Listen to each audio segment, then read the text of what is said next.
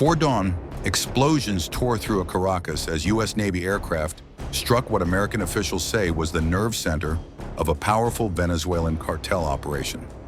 Low-flying jets shook the capital, smoke rose near key locations, and the United States crossed a line it has threatened for years. This was not a warning. This was a targeted attack on cartel leadership operating at the heart of Venezuela, and it may mark the beginning of a much larger war. It started in the early hours of the morning. Residents across Caracas woke to the sound of multiple explosions, an aircraft flying unusually low over the city. Power flickered in several neighborhoods as smoke rose near military and government-controlled areas. Confusion spread quickly as people poured into the streets trying to understand what had just happened.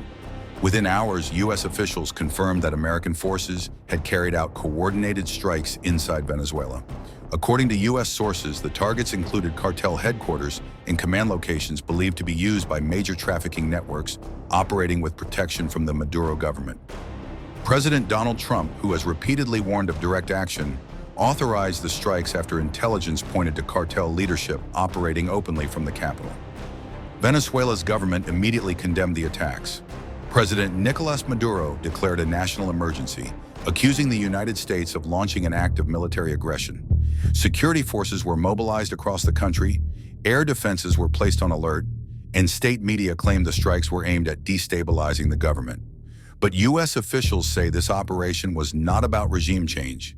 They say it was about cartels. For months, Washington has accused Venezuelan-based trafficking organizations of moving massive amounts of fentanyl and cocaine into the United States. Intelligence reports claim cartel bosses were operating from fortified compounds in and around Caracas, protected by corruption and shielded from prosecution. According to U.S. officials, those locations became targets. Witnesses describe a precise and deliberate assault. Multiple explosions in rapid succession, aircraft flying low enough to rattle buildings, strategic sites hit almost simultaneously. This was not random bombing, it was a surgical strike aimed at leadership and infrastructure. In the hours that followed, reports emerged that cartel command centers had been destroyed and that several high-ranking figures may have been killed or wounded. Those details remain unconfirmed, but U.S. officials say the operation was designed to cripple cartel operations at their core. International reaction has been swift. Regional leaders are calling emergency meetings, and discussions at the United Nations are expected. Many fear the strikes could trigger retaliation, not only from the Venezuelan government, but from cartel forces themselves. On the ground, fear and uncertainty are growing. Venezuelan civilians are bracing for what comes next, unsure whether this was a one-night operation or the opening phase of a sustained campaign. The Pentagon has not ruled out additional strikes if cartel networks attempt to regroup. What is clear is that a major threshold has been crossed. The United States has now launched direct military action inside Venezuela, targeting cartel leadership in the capital itself. As dawn breaks over Caracas, one question now dominates the situation. Was this a single strike meant to decapitate cartel leadership, or the first move in a wider war between the United States and criminal power structures embedded within a sovereign nation? Either way, the message has been sent. The era of warnings is over. At midnight, FA-18 Super Hornets launch from a carrier and strike a hardened Venezuelan cartel lab hidden in the hills. Precision sensors pick fleeing men, lasers paint targets, and BLU-109 bunker busters collapse the tunnels in seconds. A hideout is erased, a command node shattered, and a blunt message sent across the region. This is modern naval air power, fast, surgical, and utterly unforgiving. On August 15th, the president ordered 3 Aegis-equipped Arleigh Burke-class destroyers to steam into the southern Caribbean near Venezuela. Gravely, USS Jason Dunham, and USS Sampson. The move was described by U.S. officials as part of a push to pressure transnational criminal groups Washington has labeled threats to U.S. security and to disrupt sea routes used to move fentanyl and other drugs. USS Gravely is a Flight 2IA Arleigh Burke destroyer built for multi-mission work. Gravely uses the Aegis Combat System, a linked set of radars and computers that track air and surface contacts and guide defensive missiles. The ship has a Mark 41 vertical launch system able to fire standard surface-to-air missiles, Tomahawk cruise missiles, and ASROC anti-submarine rockets. It can operate two MH-60 helicopters from its hangar and flight deck, extending the ship's search and response reach well beyond the hull.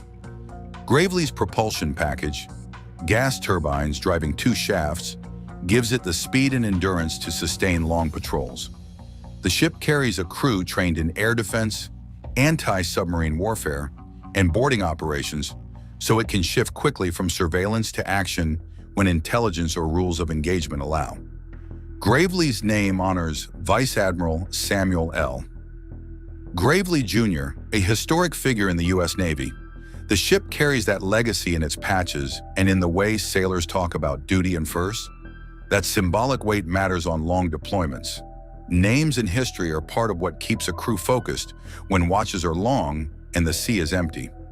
Operationally, Gravely will likely be used as a high-end sensor and missile node, monitoring aircraft and surface traffic, protecting other ships in the group, and providing missile response if a high-value threat is identified. USS Jason Dunham brings similar weapons and a few public notes about recent operations. Like other Flight 2IA Arleigh Burkes, Jason Dunham has the Aegis system, VLS cells that can fire Tomahawk, Standard, and ASROC rockets, and a hangar for MH-60 helicopters. The ship is roughly 509 feet long and built to sustain long deployments, participate in carrier strike groups, and conduct independent patrols. Public Navy releases show Jason Dunham has returned from extended deployments and worked with carrier groups and allied navies, which speaks to its training and interoperability with other U.S. and partner assets. In an anti-smuggling role, Jason Dunham's helicopters and embarked visit-board search-seizure teams give it the tools to find, approach, and inspect suspicious small craft at sea. USS Sampson is a proven multi-mission destroyer with a history of deployments across the Pacific and allied exercises. Sampson's features include the Mark 41 VLS, a 5-inch gun for surface engagements, torpedo tubes for anti-submarine warfare, and advanced radar and sonar suites for detecting submarines and low-flying threats. Sampson has participated in humanitarian responses, multinational exercises, and long deployments, showing the class's flexibility. For the current patrols off Venezuela, Sampson can perform the same layered tasks as the other two ships: long-range detection, helicopter sorties for scouting and interdiction, close-in naval gunfire if directed, and anti-submarine searches where intelligence suggests subs or narco-subs might be present. Taken together, these three destroyers create overlapping capabilities. Aegis radars on one ship share tracks with the others. Helicopters from any of the ships fly to investigate contacts, and boarding teams move from ship to small boats for inspections. The combination of long-range missiles, anti-submarine weapons, and aviation gives commanders options. Deter suspicious movement with presence, intercept and board small craft, or use missiles if ordered under strict rules of engagement. On board each destroyer, watches and drills replace headlines. Sailors monitor radar and sonar screens, check engine rooms, and run aviation operations. Helicopter crews plan flight lines to sweep shipping lanes for low, fast boats or suspicious loads. Boarding teams rehearse night approaches and searches so they can move quickly and safely when ordered to stop and inspect a vessel. The ship's legal and intelligence officers review evidence and liaise with regional partners so any interdiction fits international law and the mission's rules. Those routines are low drama but high stakes. The ships must avoid incidents that would widen a political clash while still pursuing smugglers who change tactics fast. The Venezuelan government framed the deployment as a violation of sovereignty and mere threats. They must have forgotten a recent encounter when 12 FA-18 Super Hornets slid off the carrier deck into a Black Sea sky. They left in silence, a tight arrow of metal and fuel, each jet carrying the weight of a single clear order: take away the enemy's safe place. The target lay deep in the Golis Mountains, a cave network cut into stone and sealed with concrete. Inside, planners believed, a militant cell had set up a hardened base and stored weapons for future attacks. The choice of the Super Hornet was careful, not flashy. The F-35 brings stealth and sensors. Tomahawks fly far without a pilot, but the mission needed jets that could carry big, heavy weapons, stay in the air long enough to find their marks, and adjust in flight if things change. Each Super Hornet could bear up to 17,750 pounds of external stores. That room for weight meant the pilots could load bunker busters and guidance gear and still have fuel and sensors to spare. The airplanes were the muscle and the brain at once. On the carrier, the deck crew moved like a single machine. The flight deck was a blur of lights and shouted calls, but that noise stopped the moment the jets pushed into the night. Pilots ran final checks, tuned radios to a silent frequency, and locked weapon systems to the mission profile. They would keep strict radio silence now. Surprise was the real armor. The BLU-109 was the centerpiece. This is not a bomb that makes a big surface blast and a lot of smoke. It is a tool built to burrow. A hardened steel case drives it through concrete and packed earth. Inside is a 535-pound explosive heart, and a programmable fuse sets how long the bomb waits before it goes off. The math matters. Penetrate, pause, detonate, collapse from within. The designers meant it to break through up to 8 feet of reinforced concrete or a couple of 100 feet of dense ground, enough to reach the bones of a bunker and make them fail. The plan split the squadron into 4 groups. Each pair of jets took an entrance to the cave system. Ground spotters had painted tiny points of light with lasers, invisible to all but the bombs and the pilots who trusted them.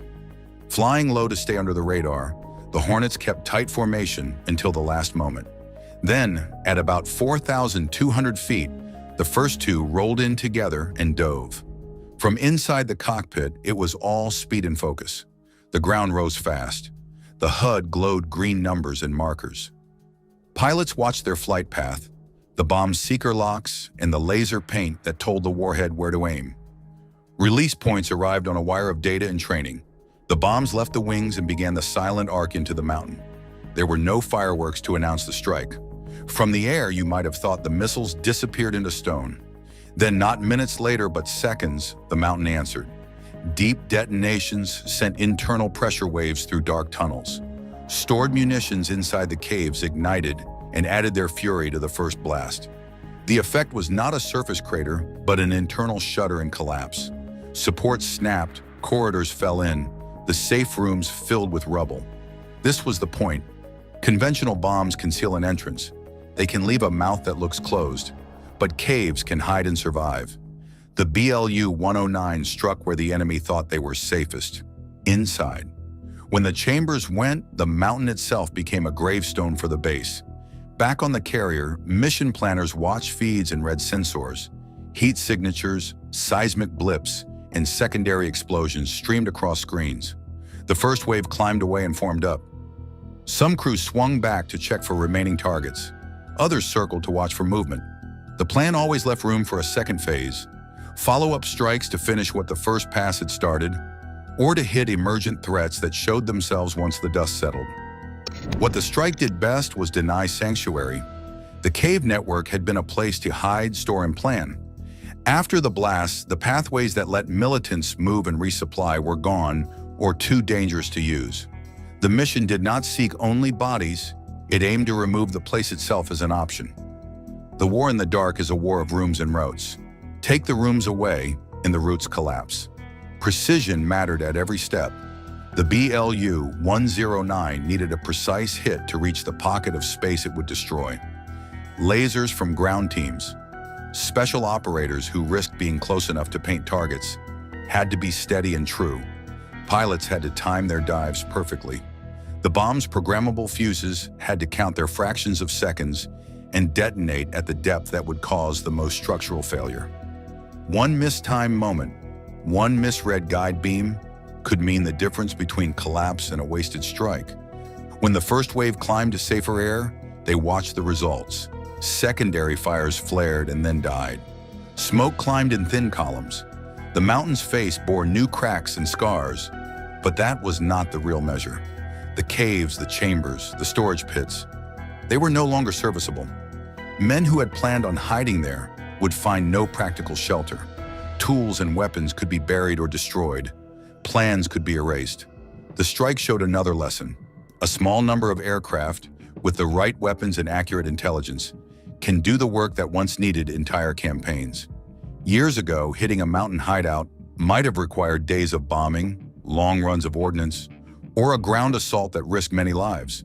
Here, a dozen jets in one synchronized hour reached deep, struck hard, and left the terrain unusable. That precision reduces collateral damage and concentrates force where it counts. The operation did not end with the explosions. After the smoke thinned, teams moved in to assess. Sensors told them the major chambers had collapsed. If any militants had survived, escape routes would be narrow and tracked. If any weapons or intelligence caches remained partially intact, follow-up teams would find what the strikes had exposed. The strike's success was both physical and informational.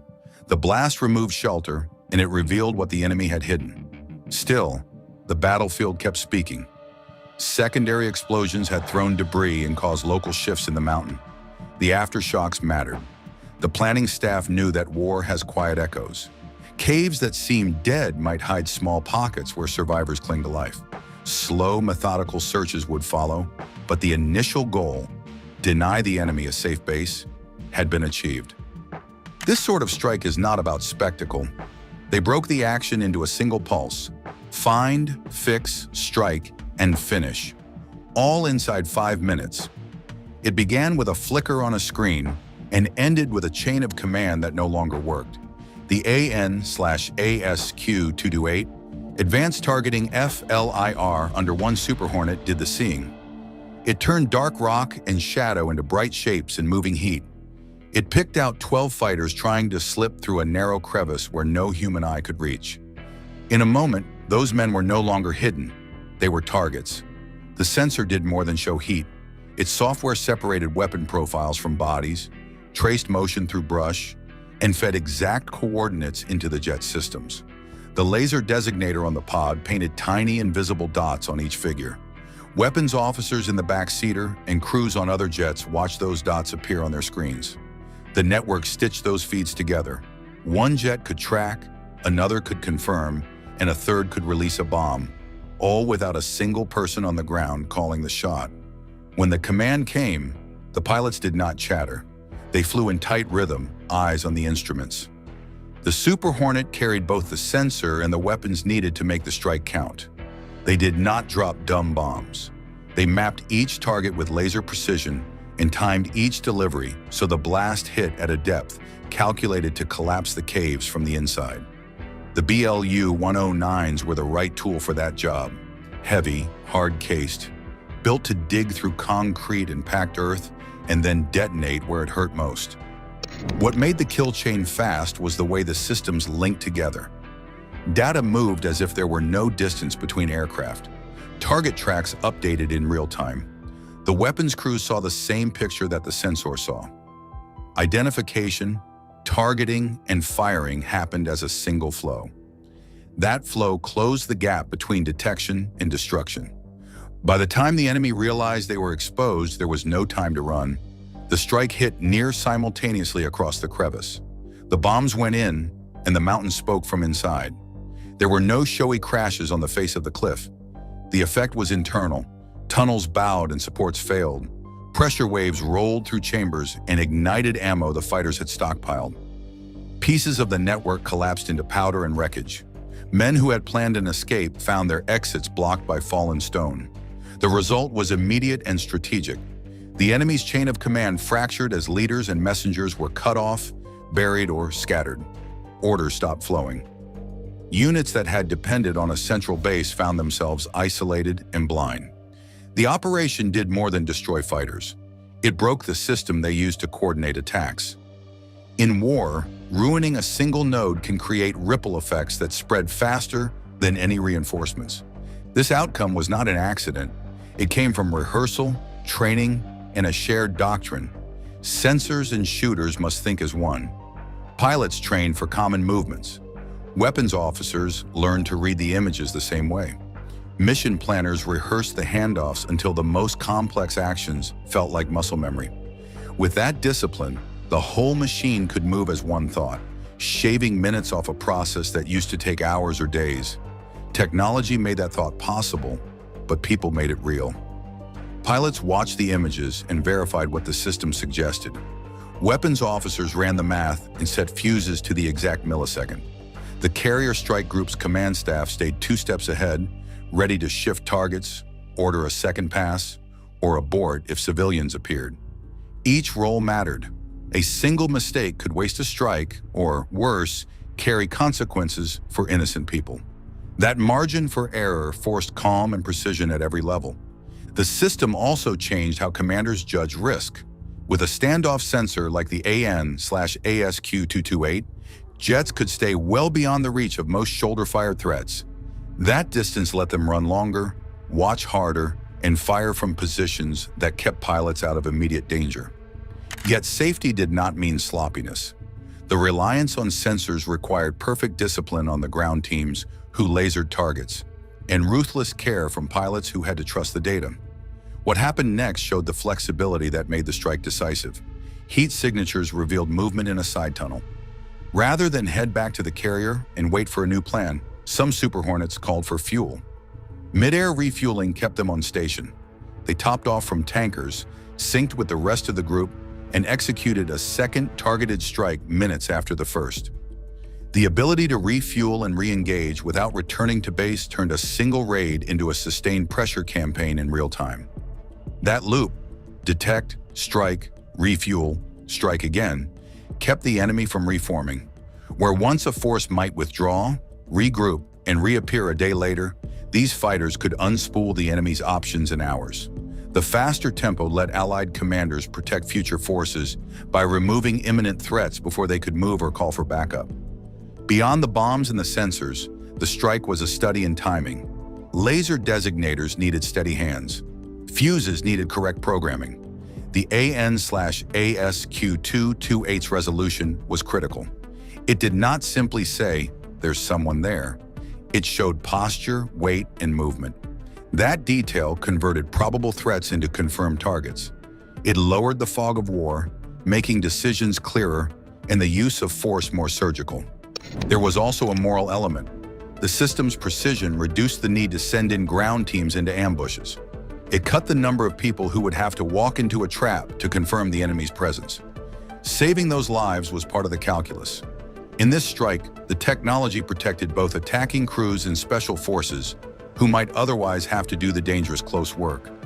After the bursts of fire, teams sifted through the data, sensors replayed the event frame by frame, analysts parsed signatures to determine what had been destroyed and what might still be salvageable. Seismic sensors and infrared scans told planners where chambers had collapsed and where heat still pulsed. This after-action feed fed prosecution, intelligence, and future planning. The strike was not an end. It was a source of fresh, usable information. The effect on the enemy was simple: no safe place. They could not rely on caves, bunkers, or buried depots if a sensor from the sky could find a narrow crevice and seed it for collapse. The loss of sanctuary forced them into movement or dispersion, both of which made them easier to track through communications and funds. The psychological shock of seeing a base erased in minutes also spread doubt among survivors, undermining morale and loyalty. The message behind the raid is simple and loud. A carrier and its fighters can reach anywhere, at any time, without asking for permission or waiting for a local base. That mobility changes the map. Where mountains and deserts once felt safe, they now face a sky that sees and a sea that moves. A carrier strike group is no longer only a show of force. It is a strike force, mobile, fast, and able to act alone if needed. In the mountains, removing a leader in his inner circle does more than kill or capture people. It breaks networks. Orders stop moving. Plans collapse. When a command node vanishes, the rest of the group splinters into confusion and fear. That ripple effect protects troops who might move in later. It also buys time for diplomats and law enforcement to act. The mission becomes more than a single hit. It becomes a way to reshape how an enemy fights. The tools that make that possible are not magical. They are aircraft, sensors, weapons, and sailors and pilots who know how to use them together. The AN/ASQ-228F LIR pod turns night into a clear picture. It sees heat and movement through smoke, dust, and brush. It tells you in plain lines where a person stands, who carries a weapon, and which path someone is using to flee. That picture lets pilots mark targets and commanders decide in seconds. Flight deck crews and pilots call the Super Hornet the Rhino because it grew into the role. Bigger, tougher, and more lethal than its predecessors.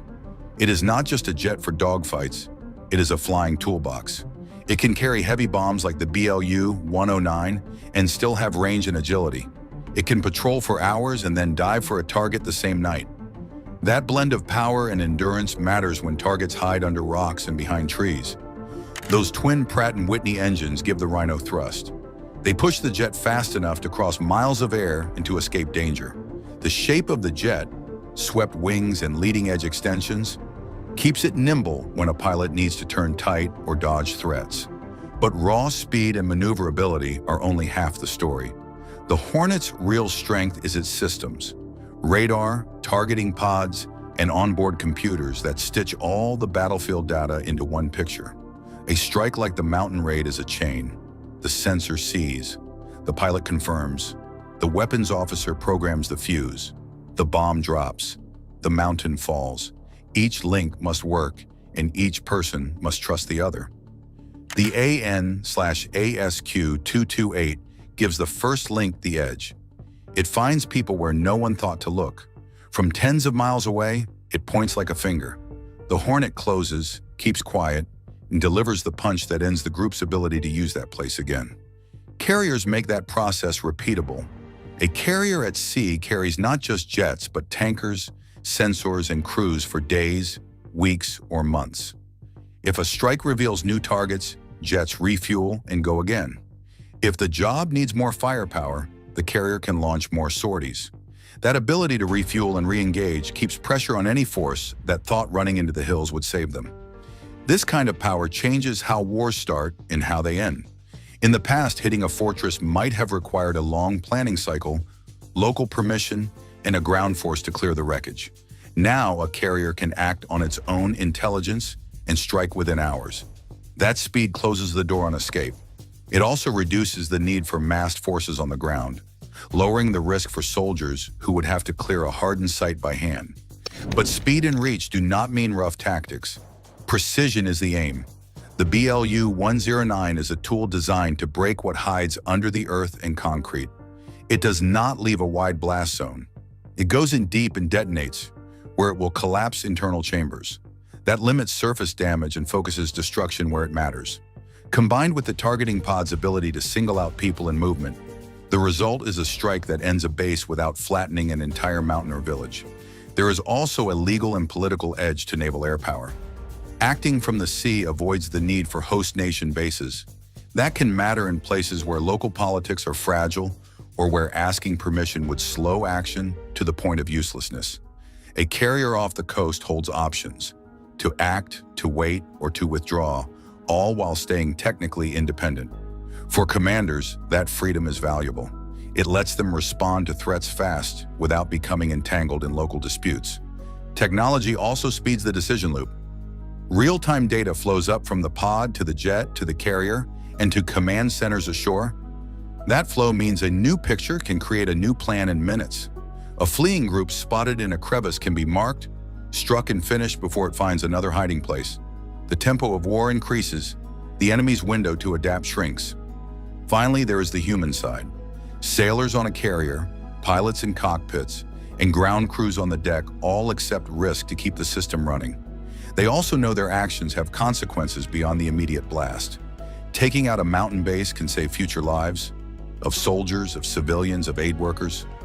But it can also harden attitudes and push fighters to new tactics. That is why follow-through matters. Arrests, prosecutions, and efforts to cut off finances and safe havens after a strike keep the pressure firm and fair. The war on drugs in Venezuela is intensifying. Instead of symbolic shows of force, the United States operations now rely on precision strikes from drones, satellite-guided missiles, elite special forces raids, and now the mother of all bombs that leaves destruction in its wake. Cartel compounds once thought untouchable are being wiped out in coordinated assaults. What sort of destruction does the mother of all bombs leave in its wake? How would the cartels react to such an attack? Join us as we explore the devastating effects that followed as the United States B-2 Spirit drops. Another mother of all bombs on Venezuelan cartels. The United States military made history when it used the most powerful conventional bomb in its arsenal for the first time in combat. The weapon was the GBU-43, also known as the Massive Ordnance Air Blast Bomb. Many people called it the mother of all bombs because of its huge size and destructive power. Weighing over 21,000 pounds, the bomb was carefully pushed out of the back of a U.S. Air Force MC-130 Special Operations aircraft. The massive plane was flying over Afghanistan's eastern Nangarhar province when the order was given to strike. The target was a network of tunnels and caves in the Akin district. This area had become a stronghold for ISIS-K, the branch of the Islamic State group operating in Afghanistan.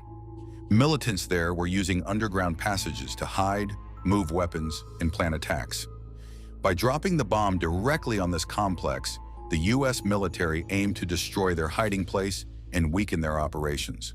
When the Moab detonated, the results were devastating. According to U.S. military officials, the explosion killed at least 94 ISIS fighters. The blast was so powerful that it shook the entire region. The strike was widely seen as a show of American military strength. The use of the Moab caught the world's attention. Newspapers, television channels, and online outlets around the globe reported on the bombing. Many saw it as a message not only to ISIS, but also to other potential enemies of the United States. Analysts said it showed that under President Donald Trump, the U.S. military was willing to use its deadliest non-nuclear weapons without hesitation. Countries like North Korea were believed to have taken note of the signal of power. Now imagine what would happen if the same kind of firepower were directed at powerful drug cartels instead of ISIS. These criminal groups often build hidden labs, warehouses, and secret tunnels, much like terrorist organizations. A single strike with a weapon like the Moab could wipe out a massive drug production site in seconds. Cartel leaders, who rely on fear and secrecy, would suddenly realize that their hiding places offer no safety against such overwhelming force. It would send a chilling message to all criminal networks that their vast empires could be reduced to rubble instantly. The war on drugs, which often feels endless, might take a very different turn if cartels face the same level of military pressure once used against ISIS. When people talk about the mother of all bombs, it often gets confused with another monster in America's arsenal, the Massive Ordnance Penetrator. But these two weapons, while both huge and terrifying, are very different in design, purpose, and use on the battlefield. Todd Harrison, a defense budget expert at the Center for Strategic and International Studies in Washington, D.C., described the Moab as a crash project. After the September 11, 2001 terrorist attacks, the United States found itself facing al-Qaeda and the Taliban on unfamiliar terrain in Afghanistan. Harrison explained that this was an adversary whose tactics were uncertain and difficult to predict, and the U.S. military was willing to try almost anything to gain the upper hand. What began as a counter-terrorism campaign quickly spiraled into something far larger. The war did not go as expected, Harrison said, noting that no one imagined American forces would still be engaged in Afghanistan 15 years later. What was supposed to be a short fight became a long counterinsurgency and occupation. The Moab was never meant to be a polished long-term program. It was a quick-turn effort to meet an urgent battlefield need, not a formal procurement project. The Air Force acted as the system integrator, piecing it together from available technology, and in the end, only about 15 bombs were ever built. Interestingly, part of the bomb's design drew from technology found in Soviet-era intercontinental ballistic missiles. It was tested in Florida at Eglin Air Force Base back in 2003, but for more than a decade, it sat unused in real combat. That changed dramatically when it was finally unleashed against ISIS fighters in Afghanistan. Restarting production of the Moab today would be no simple task. Harrison pointed out that most of the original parts are no longer available, and newer components would require a redesign and fresh rounds of testing.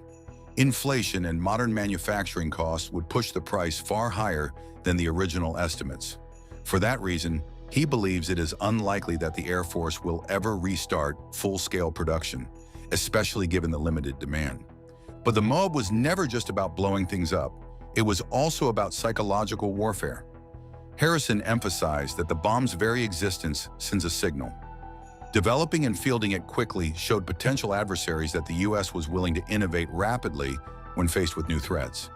The idea that America could build such a massive weapon in-house, practically on the fly, complicates enemy decision-making and forces them to think twice. Retired Air Force General T. Michael "Buzz" Mosley echoed this point. He explained that the Moab was designed for wide-area effects, both physically and mentally. The sheer blast effect makes it devastating on the battlefield, but it also delivers a powerful message to anyone watching. It tells opponents and even allies that the U.S. is willing to unleash unprecedented force when needed. Mosley had first-hand experience commanding during this era. Between 2001 and 2003, he led the 9th Air Force and U.S. Central Command Air Forces at a time when the Air Force still had the BLU-82B Daisy Cutter bomb, the Moab's predecessor, deployed forward. While he did not comment on why the Moab was chosen over the massive ordnance penetrator for the ISIS strike, he did stress that both weapons were in limited supply. One thing that makes the Moab outstanding is that it is all about creating a massive air blast. As its name suggests, it is meant to explode above ground or just on softer surfaces, such as cave entrances or tunnel systems. The key here is that it does not have to burrow deep. Instead, it spreads its destructive power across a wide radius, flattening anything caught in the blast zone. On the other hand, the MOP is the Air Force's true bunker buster. This weapon was built to dig through reinforced concrete and earth to destroy hidden command posts, underground shelters, and other hardened structures. In terms of sheer size, the Moab is gigantic, tipping the scales at nearly 22,000 pounds. But the MOP is even bigger, weighing in at around 33,000 pounds, making it the largest non-nuclear bomb in America's stockpile. Yet weight alone doesn't tell the whole story. What makes the Moab so infamous is its payload. Packed with nearly 18,000 pounds of high explosives, it creates a blast equal to roughly 11 tons of TNT. In comparison, the MOP's warhead carries just over 5,000 pounds of explosives, less than a third of the Moab's punch. So why is the MOP considered the bigger bomb? Because size here is about purpose. The MOP's bulk is what allows it to punch deep into the earth before detonating, destroying underground facilities that normal bombs could never reach. The Moab, by contrast, is designed to devastate everything above ground or in shallow tunnels with overwhelming shock waves. It's not about precision burrowing, it's about unleashing fear and firepower in one enormous strike. Deployment is another key difference. The Moab is pushed out of the back of a cargo plane, specifically a C-130 aircraft, and once released, it uses its fins to guide itself toward the target. The MOP, however, is far more advanced. It is GPS guided and designed to be carried by stealth bombers, such as the B-2 Spirit. This gives it the ability to penetrate defended airspace and deliver its deep striking payload with pinpoint accuracy. Despite this capability, the MOP has never been used in combat, while the MOAB made headlines when it was dropped in Afghanistan in 2017 against ISIS-K fighters hiding in caves. Military leaders have praised the thinking behind these weapons.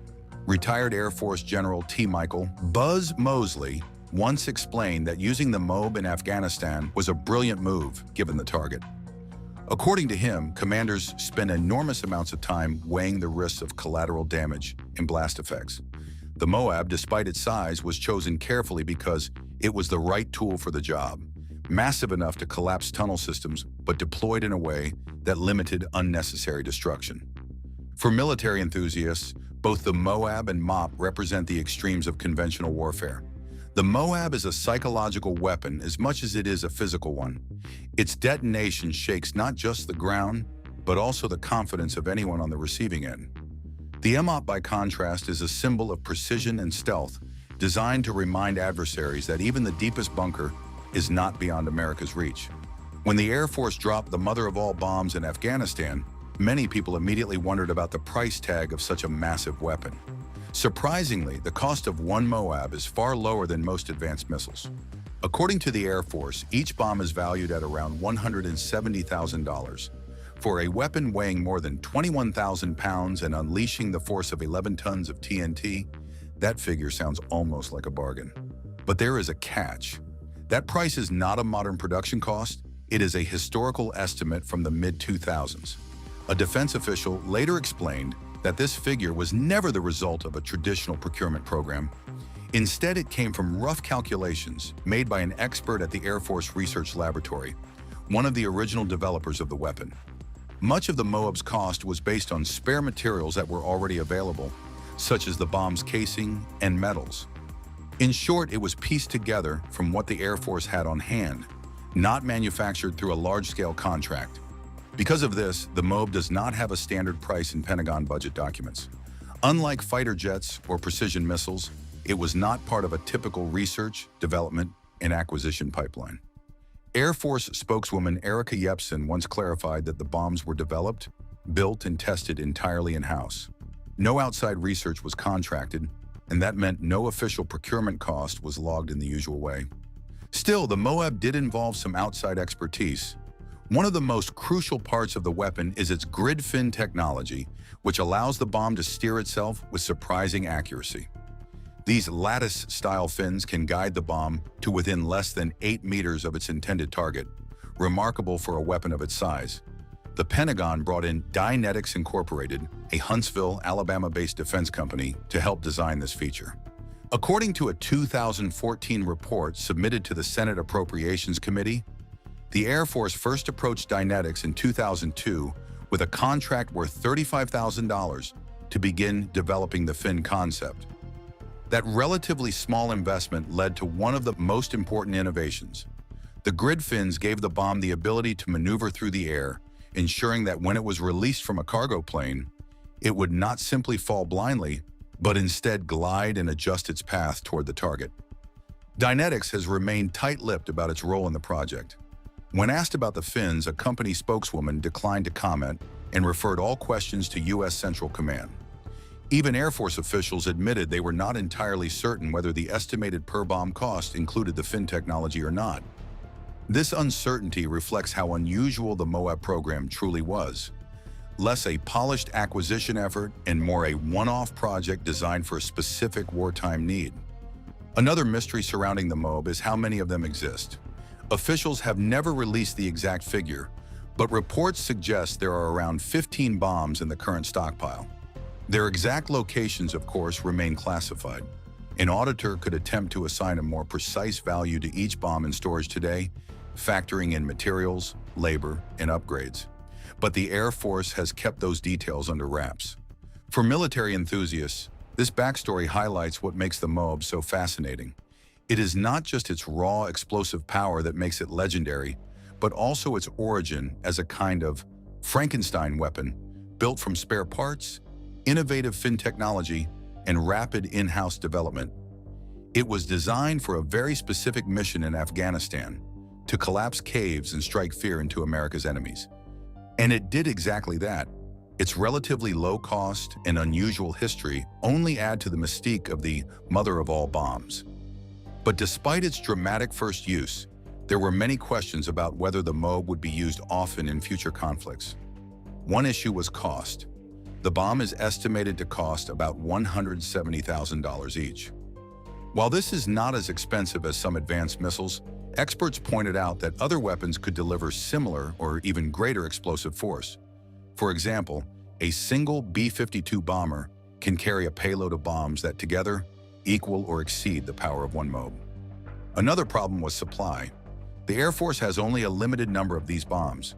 They were built in the early 2000s using spare parts and assembled specifically for the war in Afghanistan. Because of this, the U.S. cannot easily replace them if the stockpile is used up. This means commanders will likely save them for only very special missions. Cost may have also been a factor. Unlike the Moab, which was developed cheaply and in small numbers, the MOP program required significant investment. Harrison explained that between 2009 and 2017, the Air Force budgeted more than $572 million in research and development funding, plus $43 million in procurement for 28 bombs. That works out to more than $21 million per bomb, a staggering difference when compared to the Moab's estimated $170,000 cost. But in the fight against drug cartels, a question now arises. What happens when the mother of all bombs is added to the battlefield? Many wonder if the cartels can truly stand against a weapon of this scale. The U.S. military's choice to use such a massive bomb wasn't random. Timing played a major role, according to retired General T. Michael Mosley. He explained that the decision may have come down to the situation on the ground when all conditions were finally ready for the Moab to make the biggest impact. In other words, it wasn't just about having the weapon, but about finding the perfect moment to use it. He suggested the military might have seen an easy match, the right location, the right enemy concentration, and the right time. Still, many asked why the Moab was chosen instead of other heavy options, like the B-52 Stratofortress. The B-52 can carry more than 50 bombs, each weighing 750 pounds, and when unleashed together, their destruction is comparable to the Moab's single massive strike. Jeffrey Lewis, a professor at Middlebury College who follows arms control issues, pointed out that the B-52 could have delivered a similar level of damage while offering flexibility. So why gamble everything on one giant weapon? The Air Force's answer was simple. Officials insisted that they have many munitions at their disposal, and each one is chosen based on the target. Anne Stefanik, an Air Force spokeswoman, explained that it isn't about showing off the biggest bomb, but about using the right tool at the right time. For the caves and underground drug labs hidden deep within cartel territory, the Moab seemed to be the ideal choice. Its blast penetrates deep into the earth, collapsing tunnels and wiping out hidden operations that smaller bombs might miss. This move also sent a psychological message. For the U.S., dropping the Moab would not be just about destroying a target. It was about showing cartels and the world that America has weapons they cannot possibly match. The nickname alone, Mother of All Bombs, creates an image of unstoppable force, spreading fear even before it detonates. It tells enemies that no place is truly safe, not even underground. The U.S. military has long believed that overwhelming power can break the spirit of its opponents, and the Moab fit that belief perfectly. Yet the debate continues. Is it necessary to use such a weapon on cartel strongholds, or is it more about making a statement? Critics argue that smaller, more precise strikes could have done the job without the massive display.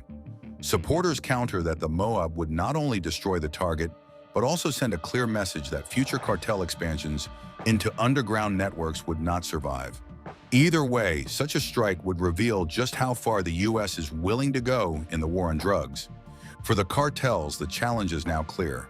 They have long relied on secrecy, tunnels, and hidden labs to protect their empire.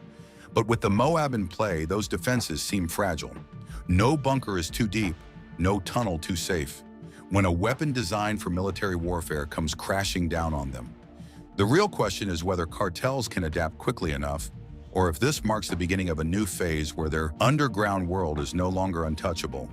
Thanks for watching. Before you go, click the link on your screen to check out another video. See you there.